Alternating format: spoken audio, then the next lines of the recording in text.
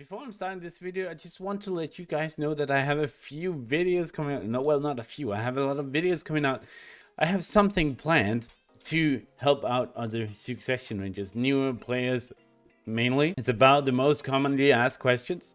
I have a plan for it. So if you guys are interested in what I'm coming up with, you can hit me up with that follow button or maybe give this video a like to spread out the word. I would really love to help out other succession rangers, so I do what I can. Otherwise, enjoy the rest of the video. Today is an add-on day. I want to talk a little bit about the add-ons that I use because I'm getting a lot of questions about what add-ons to use, when and where. I am changing my add-ons every time I'm going to do something new. That means if I'm going into Node Wars or Siege or anything where I'm going to PvP a lot, I'm going to change my add-on. I can do this because I have the secret book of Old Moon on.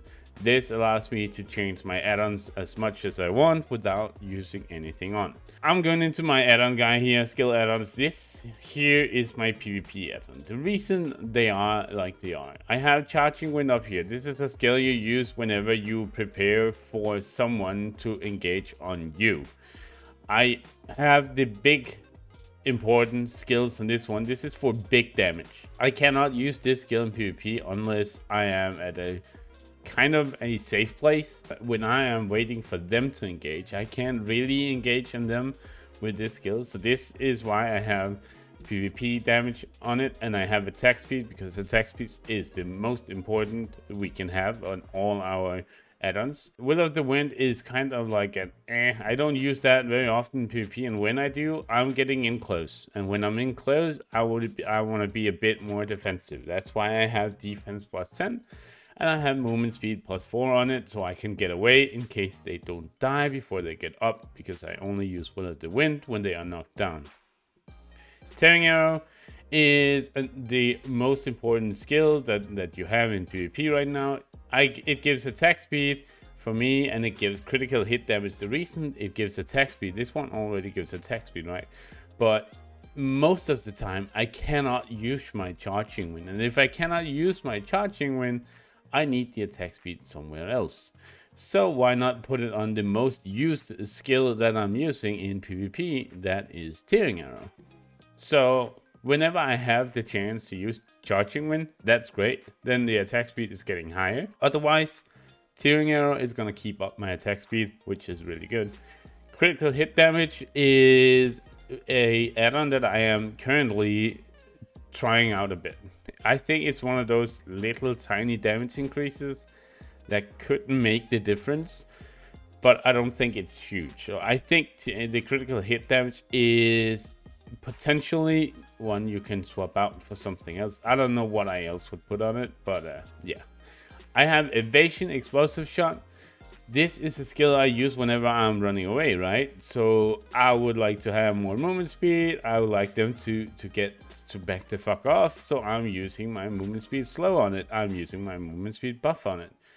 I'm getting movement speed, they're getting slowed. I'm trying to run away in the situation where I use it, so that's why I find this very effective. Penetrating Wind is like a skill you use for burst. Usually it comes after a Tearing Arrow. That's why I don't want to put the same stats on it and the same add-ons on it that I do on Penetrating Wind. That's why I put critical hit on it. I put minus DP for the target on it. I would like this DP to be before the Tearing Arrow, and that is why I used to run this on Tearing Arrow, but right now I am experimental how it is the other way around. I used to have minus DP on Tearing Arrow and critical hit damage on Penetrating Wind instead. And for Blasting Gust, I use accuracy plus 3 and evasion minus 3 for the target, because Blasting Gust itself has a built-in evasion reduced for 10 seconds. So by having these add-ons on it only makes this effect even stronger. The most important thing when we talk about add-ons, however you want to do them, is that you don't override each other with them. So that means up here you have attack speed, right? This is just an example. Up here you have attack speed. Down here I have attack speed. I only have attack speed here because I don't usually get to use this skill, but it's good when I do get to use it. But down here I have attack speed too. So if I proc this attack speed up here, this one down here is gonna be overwritten because this one up here is better, right?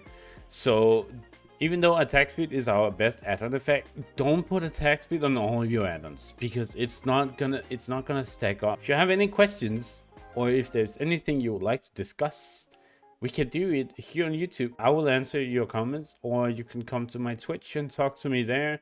I am streaming almost every day. I'm almost always live. So it's kind of what I do.